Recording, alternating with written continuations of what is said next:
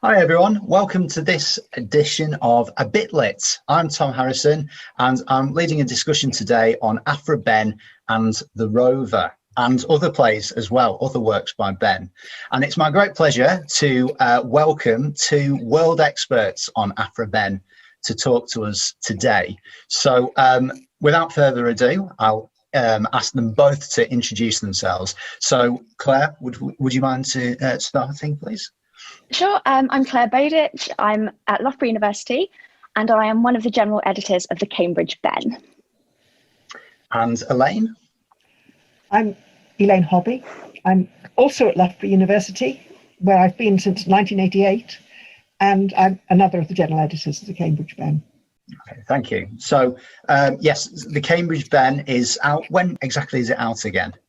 The first volume will appear in about 2 months' time, so January to February 2021. Right. And the whole thing will be out by about 2025. Right. Okay. So 2021 to 2025. Okay. So let's start with a discussion about the Rover, because the Rover as a play is probably the one that students and a lot of scholars know most about Behn. So what is it about the Rover as a play that is so interesting and seems to capture people's imaginations and continue to interest audiences? I don't know whether Elaine or Claire, you want to take this one up to start with. I think a very good way into the play is to recognise that it's her sixth play. The first 5 have been performed and published with her name on the title. Everyone knows that they're hers. And then when she writes The Rover, she has it performed and indeed published without her name. So there's something going on there, something about this play that is additionally or especially risky or problematic. Now, quite quickly, it does become known it's hers. By the time of her next play, Sir Patient Fancy, the following year, that's advertised. It says on its title page that it's by the author of The Rover, Mrs. A. Behn. So it isn't kept secret for long, but it's kept secret to start with. And if you look at the 1677 edition, there are lots of things about the printing of that play which are odd. One of the things that's odd is if you turn to its last page, you see on it what she calls a postscript, in which she says this play had been sooner in print, but for a report about the town, made by some either very malicious or very ignorant, that was Thomaso altered. So people are saying that this isn't really the author's play. It's the play, it's just an adaptation. There's no real creativity here. There's no originality here. And so what the author, who still hasn't named herself, says is, I've decided not to let people know who wrote this because there's an argument about whether it's really mine. And if you look down towards the bottom of that postscript, you can see just 3 lines up from the bottom, she's talking about the critics and how the critics always try to take control of things and usurp and feel that authors are trying to usurp their dominion, as if critics have got the right to say what plays are, not playwrights. And she talks about the critics being critical, especially of our sex, so of women. And so that sense that we can have, we see from her that there's something about this play that's being seen or as reprehensible. And a first place to start would be that it's an adaptation. But most restoration comedies are adaptations, or many of them are. By and large, that's simply accepted as part of the creativity. But Behn isn't allowed to be seen as creative if she's also making an adaptation. I'm not saying that none of the male playwrights were attacked that way, they were, but clearly she feels that it's being a woman writer that is making this particularly problematic. Now, I wonder, on the other hand, whether it isn't really the question of adaptation that is interesting her, or that makes her think that the play is one that she doesn't necessarily want to have her name on to start with. It's quite an easy passport to say, oh, it's because there's going to be a quarrel about adaptation. And people have tended to assume that that's a statement of fact, that there really was a storm about it being adaptation. Maybe there was. We've got no evidence of it apart from what Ben says here. Certainly plenty about the play that as a woman writer in the period, you might think, maybe I should try the waters a bit with this one, because maybe I've gone a bit close to the bone here in what I'm showing. So the most obvious example of that would be the thing which I think strikes many readers when they first read it. Certainly is what struck me when I first read it back in 1979 or 80, which is the play's treatment of rape. Twice in the play, the good girl, Florinda, who thinks so well of gentlemen and is sure that if she's in love with a man and wants to marry him, that all will be fine. Twice in the play, that good girl is threatened with rape. The first occasion, there she is in the garden, in her nightclothes, ready to elope. And in stumbles a drunken fool who just happens to be the rip-roaring, sword-wielding star of the play, Wilmore. And I remember when I first read this back in 1979 or 80, and I was working at a rape crisis centre at the time, and seeing what Wilmore says at the beginning of this passage, he describes Florinda as a delicate, shining wench, and suggests that she'll have sex with him as long as I'll not boast who 'twas obliged to me. And when she says, this is not what I want, he talks about, but if this goes to court, a judge, were he young and vigorous and saw those eyes of thine, would know it was they gave the first blow. That you, being a woman, being an attractive woman, you're asking for it. And indeed, he goes on to say, when she says, I'll cry murder, rape, or anything, if you do not instantly let me go. Now, as a good girl, of course, she might try murder and she might try rape because she's not in a comfortable space here in any sense, even in objecting to what's going on. And Wilmore's response, a rape? Come, you lie, you baggage, you lie. What, I'll warrant you'd fain have the world believe that you were not so forward as I. Why at this time of night was your cobweb door set open, dear spider? But to catch flies.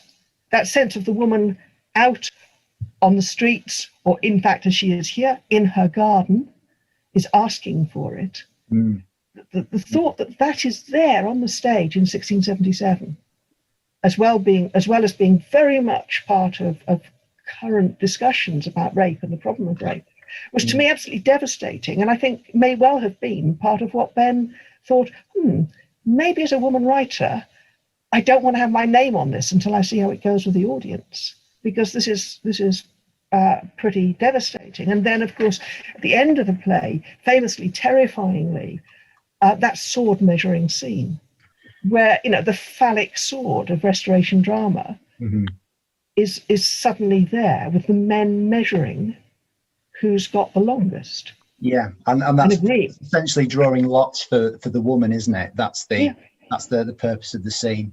Yeah, it's who'll go first. The man who will go first in her gang rape will be the man with the longest sword.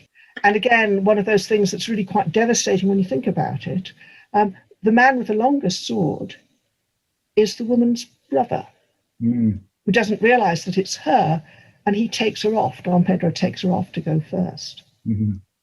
And then we have suddenly enter Valeria. Now, Valeria is Ben's invention. Valeria, the cousin of Helena and Florinda, the two heroines of the play, Valeria isn't there in the source. Ben invents her, and she invents her so that she can enter at this moment and save her cousin from rape by misdirecting Pedro so that he doesn't realize, take off Florinda's mask, realize that this is his sister. and get her into a world of trouble. But the possibility that if men get together as a group and see a vulnerable woman, that this could result in them deciding together who to rape and who's going to go first. As a woman writer, you might have thought it was a bit dangerous having that. Yeah, and there's a social dimension to it as well, isn't there? Because one of the characters says something like, I can't remember the quote off the top of my head, but about, I only thought I was ruffling a harlot. And once Florinda's identity is known, then suddenly the behaviour that they've exhibited becomes problematic, but not until that point. Yeah, absolutely. I think that's really interesting. And so that whole aspect of victim blaming that we see in the play and the very unpleasant sexual dynamics that go on are horribly relevant even today. But something I think we should also add is that the play is at least notionally a comedy, isn't it? And it's set during a time of carnival. And so I suppose the question, and Claire, Elaine, either of you could answer this. What is the challenge of staging the Rover today, or why does the Rover work? Because it is a comedy, but it has this unpleasant undercurrent to it as well. How do modern productions and modern readers sort of reconcile those two elements, or do they? Yeah, Claire and I went and saw the RSC's production by Loveday Ingram back in 2016. Yeah, 2016, 2017, yeah. And that precisely did the carnival, the excitement of carnival, very, very engagingly. And also the sword fighting. Every time these men move, turn around, their swords are out. And, as I've just been saying, that has its denouement in the final scene, but their swords are out. So the physical agility, the sheer physical skills are there all the time. And also, if you're going to dunk another man who thinks of women just in sexual terms in the sewer and have him crawling out of the sewer, that has a certain kind of comic of course, yeah. feel, I think. And the play was enormously successful. And again, I don't think this is necessarily always recognised, because we have very few records of what was on stage until a few years into the 18th century. So there are a few dozen examples of where we know what was on stage. And for something like 4 Nights in 5, we've no idea what was staged. So there's almost no performance record of the Rover up until 1700, half a dozen examples maybe. But from 1700 for the next 50 years, it's on stage every season. It wouldn't have suddenly started to be on stage every season if it hadn't been on stage every season for the previous 23 years. It's an absolutely stock play. It's one of those that the company know will bring an audience. The people will laugh. They'll enjoy it. They'll enjoy the sword fighting. They'll enjoy probably some of the exposure of the women's bodies.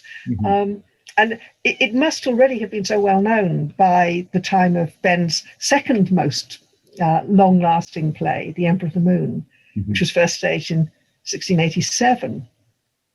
Florinda, the good girl who was twice almost raped in the play, Florinda suddenly walks into the middle of The Emperor of the Moon, which she's not a character who belongs in that play. She has no function in that play, other than to walk in and say that if a man if a man is a man of honour, cousin, when a maid protects her innocence. So Florinda has never learnt that a man of honour is not to be trusted. Florinda is still stuck there. 10 years later, just asserting the same thing. Yeah, that's fascinating that a playwright is able to bring in another character from another play, as and their star power, their character star power is the thing. It's something that has an impact on something new. That's very interesting. I think that's the kind of evidence, and we might talk about this a little bit later, but that's the sort of evidence that we are having to use because of the absence of performance records. And so as part of the editing, especially, of course, of the drama, having to look around to see who is referring to Ben more on the periphery, if you like, has been a really important factor in our coming to understand, oh, actually, they did, these plays did go on being recognised or talked about. So there are examples, for instance, of a later play, The Lucky Chance, which is almost contemporary with The Emperor of the Moon, where characters turn up in a catalogue of bachelors at this pretend auction, and various of her characters who are not exactly, I don't know, let's say attractive possibilities as matches, turn up in this catalogue, which wouldn't be terribly meaningful if the plays didn't have some resonance or, you know, have some extended performance. So it's been really interesting seeing that kind of theatrical outreach. And characters and ideas and themes running through Ben's other works. I think it's interesting that she seems to be one of the most prominent recorders of her own a sort of her own success and her own legacy. And I love this idea that maybe that whole thing about adaptation, the accusation about adaptation might have been a confection in order to make the Rover a bit more sort of notorious. Yes, that's brilliant. Thank you so much for that. I think this is a nice bridge into other texts that Ben is responsible for, because the Rover and possibly some of her prose works like Oronooko are the ones that are still quite prominent on reading lists today and amongst readers. But she's got a wealth of other texts. And so I was just wondering, would you be able to take on maybe one of those texts and just tell us a little bit about them, why you think it's interesting? Yeah, absolutely. I mean, she, as you just said, there are recurrent themes, of course, running through so much of her drama, and to some extent her prose works especially. But I think she's quite interesting in that she's not just doing one thing at a time. And so because we've been with the Rover, it might be quite useful to go across to its second part, which she publishes, I think, 82, it's performed 81. But when she publishes it, she dedicates it to the Duke of York, James, who at that point is still heir presumptive to the throne, but with a very much more secure claim than he'd had a few years previously. And in that dedication, she implies that James thought very well of the Rover. And I think, again, we've got an image there where she actually says, you were pleased to have for his second, the concern, that you were pleased to have for his second appearance, so to have Wilmore back on stage as a wanderer too, like James, distressed, beloved, though unfortunate, and ever constant to loyalty. So she's doing this display, if you like, of her own loyalty to the Stuart succession, at the same time as she's in another play having a joke with audience in a prologue about her having shifted allegiances. So contemporary with the second part of the Rover is The False Count, which is just a glorious play, which we'll talk about in a moment. But in that prologue, she's saying, on the other hand, our author, as you'll find it written story, has hitherto been a most wicked Tory, but now to the joy of the brethren be it spoken, our sister's vain mistaking eyes are open. So she's now on the side of the Whigs rather than on the side of the Tories, but of course she's not really. She's so well known as a Stuart loyalist that there's a little bit of teasing going on here.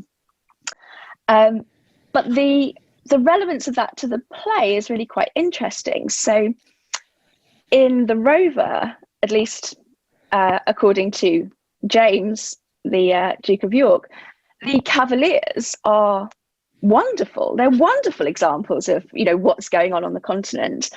during the 1650s, and of course, you know, hugely complimentary and very representative.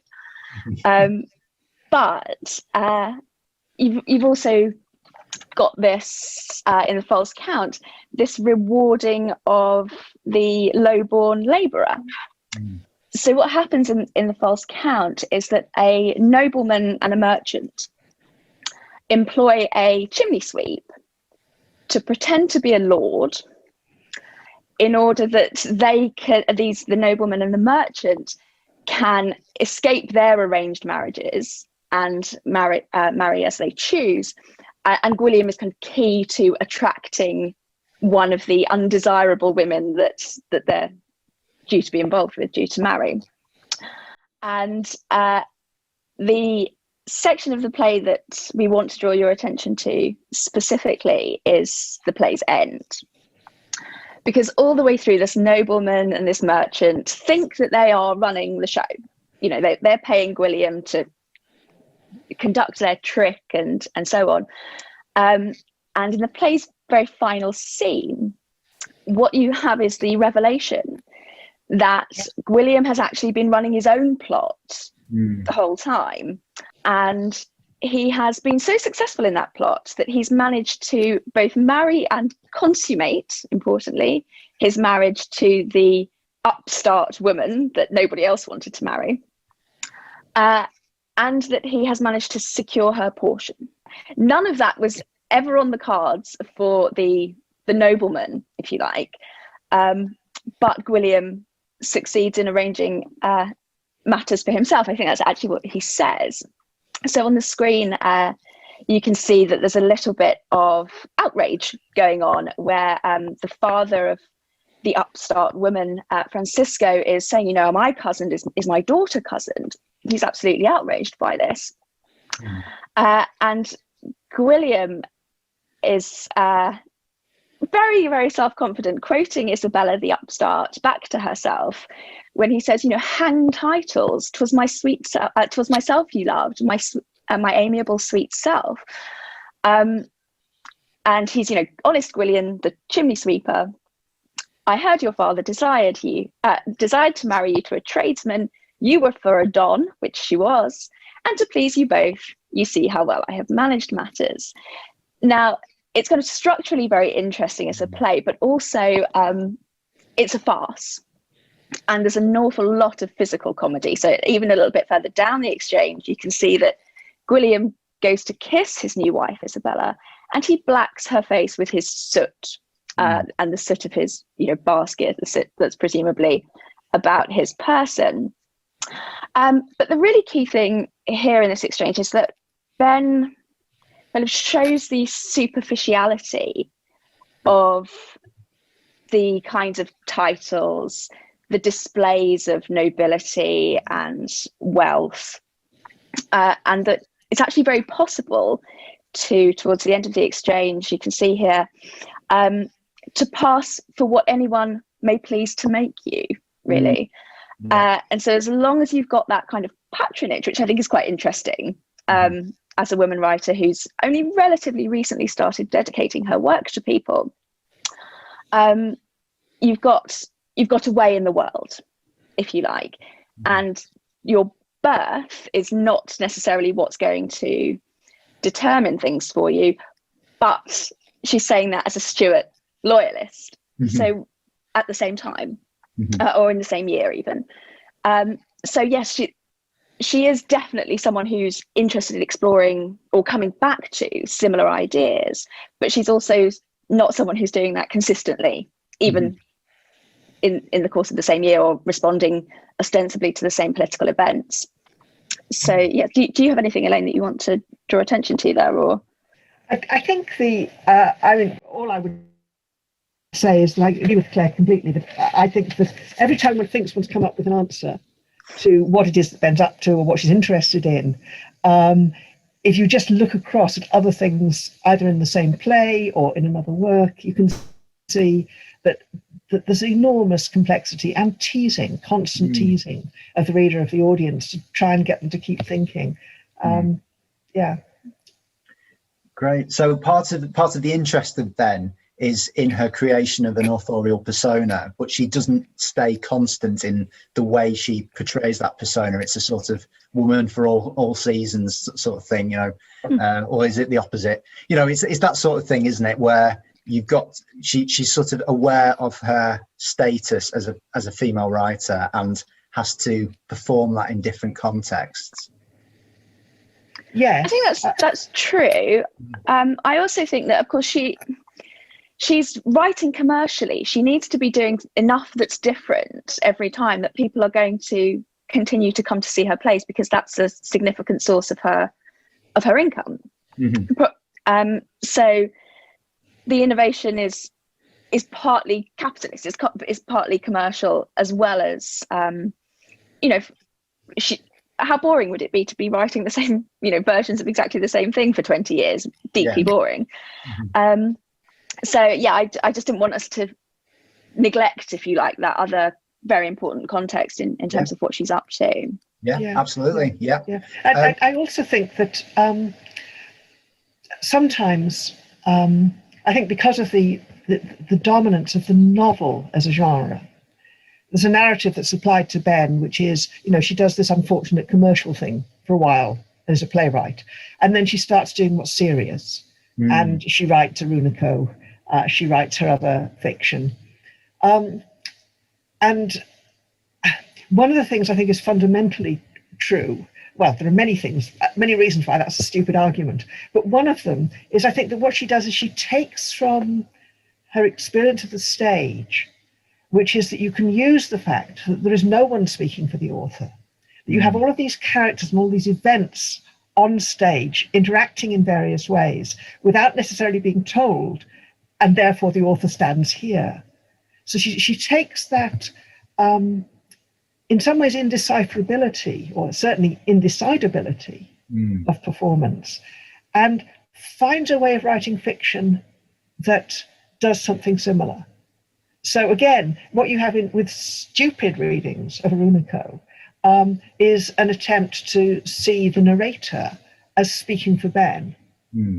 Whereas what the narrator is Behn's invention, who says outrageous things and who thinks that she is the only person of any interest, whereas actually what's all around the narrator in Oronooko is showing what's wrong with the narrator's perspective and way of seeing the world. And I think that this is true again and again, almost so she literally picks up Florinda from the Rover and drops her into the Emperor of the Moon. But as Claire's just been saying, in the same moment, she can be writing different things which in some sense start from the same premise, but then go off in very different directions.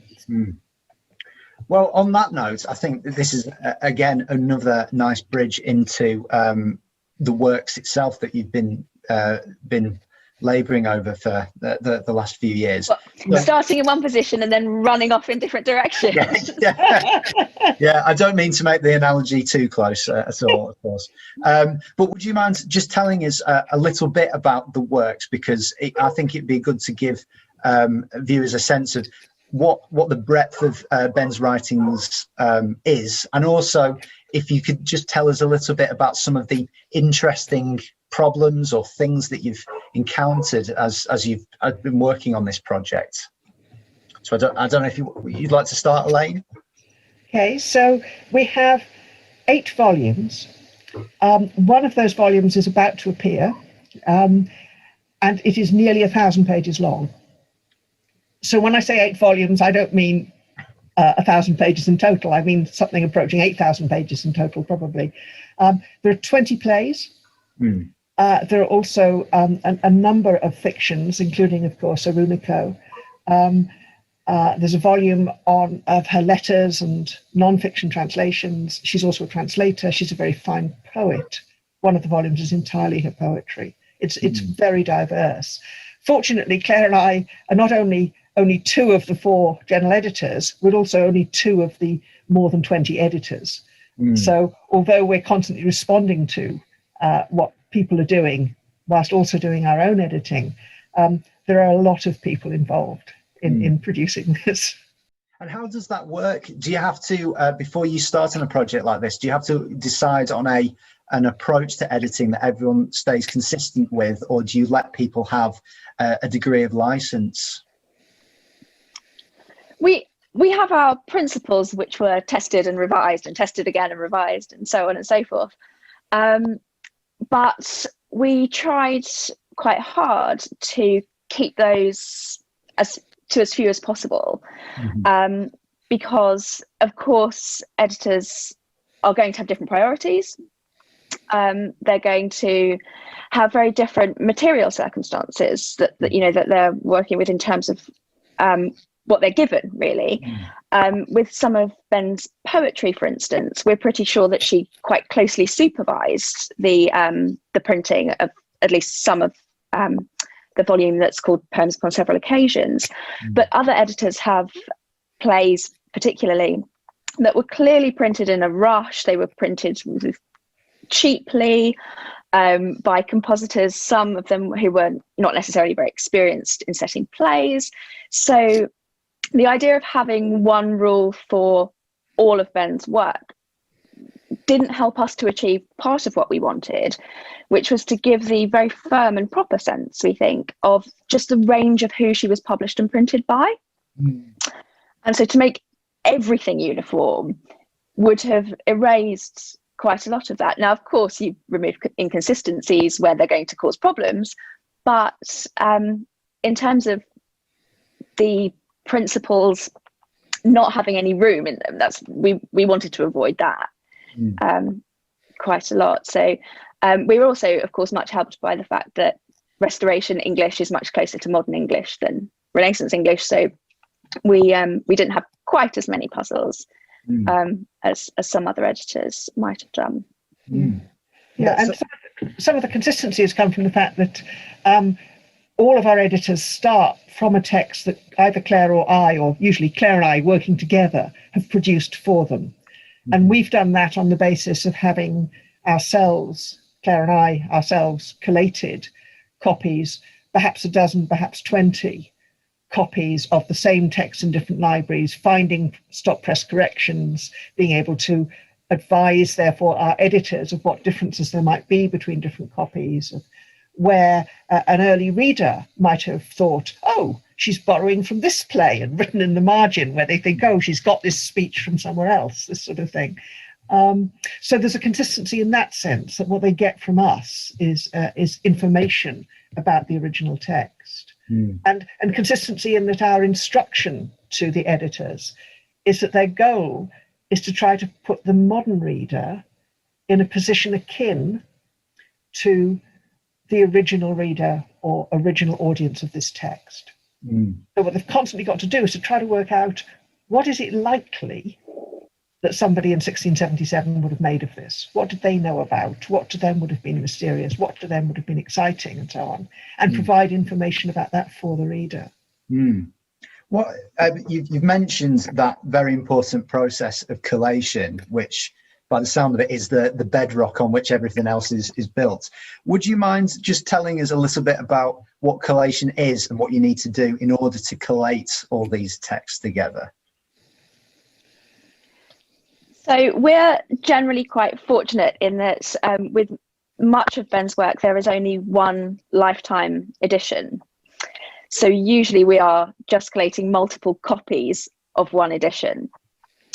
And what that meant was that we did some consulting, largely Elaine, but we did some consulting with other people who had required, had the need for collation. And Martin Butler gave us a very fine tip, which we then employed, which was to use acetate or transparencies to then have a copy of the original, in our case, only often text on the transparencies, and then to quite literally just go lay the acetate on top of the real book and play spot the difference effectively. So that was the process that we used. We've collated in North America, we've collated in the UK, Australia, and France as well. Elaine went across to Paris. And New Zealand. and New Zealand, of course. So there've been quite a bit of travel involved. But yeah, as you said, that is pretty much the bedrock on which the edition is built. And we found very many more press variants than I think either of us was expecting when we first embarked on the activity, which has been really quite foundational in adjusting our thinking of how involved Ben might or might not have been in the production of her own works. Yeah, so press variants are, as I understand it, changes that are made to the actual the type when it's being printed during the actual printing process. Is that sort of right? Yeah, that's absolutely right. Yeah, what you've got in those days, of course, labour is cheap, paper's expensive. Mm-hmm. So what happens is that a trial copy is run off of what will end up being perhaps 8 pages of the book once it's folded up, a great big sheet of paper folded up. Mm-hmm. And the press is continuing to make more copies of that, whilst someone might, as Claire's been referring to with some of Ben's poetry, it might be the author, it might be somebody employed by the press, is checking it and looking for errors of the kind that any of us look for when we're checking our own work. And if the person doing the proofreading thinks that the error is really a problem, they quite literally stop the press, open up the metal jaws that are around the way the whole thing has been set, and use little tools to tease out individual letters and replace them with other individual letters to make a correction. And they then continue to print in the corrected version. But they don't throw away the already printed sheets because paper's expensive. So when you buy a book then, or when you look today at a book that was printed then, you might have the uncorrected version of some of the pages in it, whilst you've got the corrected version of others. And of course, what our responsibility as editors is to try to work out certainly the variety of the ways in which a reader might have encountered it, like with all its errors, but also, insofar as we can, which do we think is correct? Yeah, and whose authority is the most important in a particular situation, I imagine. Yeah. Have you got any particular instances you'd like to give, just as a sort of snapshot of the sort of problems that you faced? Perhaps I'm looking at one of your notes here about something that's set in verse and prose, and how that sort of works, and why that's important for modern readers. So just a few minutes ago, I referred to some editors being given different challenges from each other, let's say, as a result of the circumstances in which their original text was printed. And the example that you can see on your screen is one of Widdow Ranter, which was both published and performed after Ben's death. So we know in that case that she could not have supervised the publication of the text. And what you have throughout much of the 1690 quarto, the first edition, is either a printer or a bookseller seeking, we think, to make economies, to do this as cheaply as possible, and therefore, as Elaine's indicated, because of the price of paper, to use as little paper as possible. The play is mostly in prose, but it has enormous stretches of verse, which the 1690 printer largely set as prose, because of course you use less paper to do that. And as you can see in the example, the particular challenge for the editor of the Widdow Ranter was working out where these lines of blank verse fall and reinstating them, either imposing them or reinstating them, depending on whether they were present in the manuscript or not.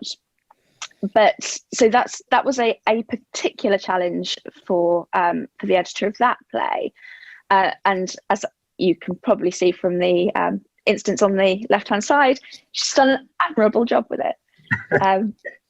But yeah, if you had the time to look in detail at those two passages side by side, firstly, if you read it aloud, you can hear its iambic pentameter. That's pretty clear, regular iambic pentameter. So it gives status to the exchanges between the Native American Indian king and Bacon. And this is true of various places in the play, where the whole meaning of the scene is changed by the fact that it's verse rather than prose.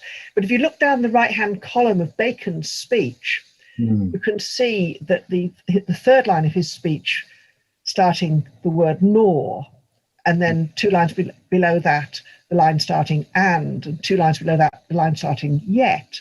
If you were to look across at the example from the 1690 printing, you can see that nor, and yet all have initial capitals on them. Yeah. So you can see that probably the printer is working from a manuscript that has got those initial capitals in, and he's kept them, even though they're not necessarily grammatically right.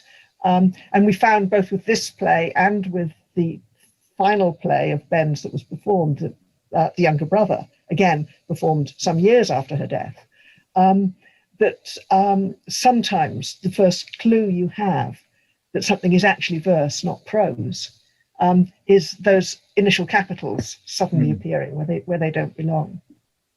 That requires a real eye, doesn't it? Eye for detail. And I imagine you're constantly faced with little problems like this all the time. Something That's that problems. Interesting problems at that. But the something that interests me is when looking at modern editions, and we see stage directions in the famous italics, and then there is the stage directions in italics, but with the very revealing square brackets around them that indicate that that's a later editor's edition. That obviously implies decisions on your part as editors. So what sort of things do you do in order to put those square brackets in? What sort of things need to be satisfied in order for you to make an intervention like that? Sometimes we have been much helped by the state of the first edition, and specifically the presence or otherwise of dashes. So the more we edited, the more we came to realise that although a side is often, not always, but often given in the copy text, the allowed instruction, shift back to everybody can hear me now, isn't. Usually, I think there might be 1 or 2 instances in Behn's entire works, but generally it's represented with a dash. For modern readers, that's not what a dash does, but clearly for 17th century readers, there was a cue there.